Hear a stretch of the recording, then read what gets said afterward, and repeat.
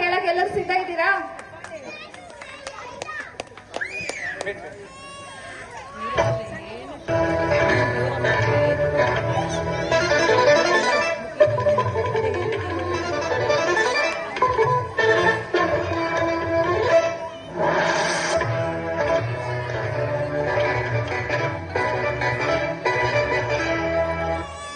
ರಸವಾರ್ತೆಗಳು.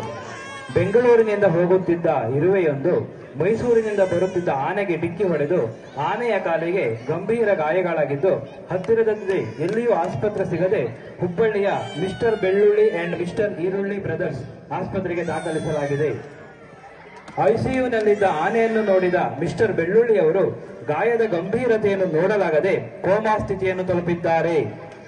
ನಂತರ ಬಂದ ಡಾಕ್ಟರ್ ಈರುಳ್ಳಿ ಅವರು ಪರಿಶೀಲಿಸಿ ಉತ್ತಮ ರೀತಿಯ ವೈದ್ಯಕೀಯ ಚಿಕಿತ್ಸೆಯನ್ನು ನೀಡಿ ಆನೆಯ ಮನೆಗೆತ್ತಿದ್ದಾರೆ.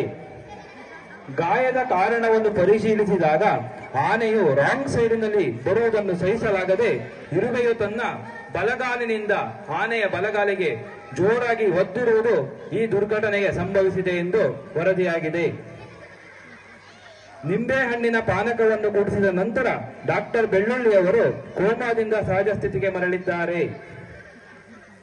ಡಾಕ್ಟರ್ ಬೆಳ್ಳುಳ್ಳಿ ಅವರು ಎದ್ದು ನೋಡಿದಾಗ ಆನೆ ಮತ್ತು ಡಾಕ್ಟರ್ ಈರುಳ್ಳಿ ಇಬ್ಬರೂ ಕಾಣಿಸಲಿಲ್ಲ.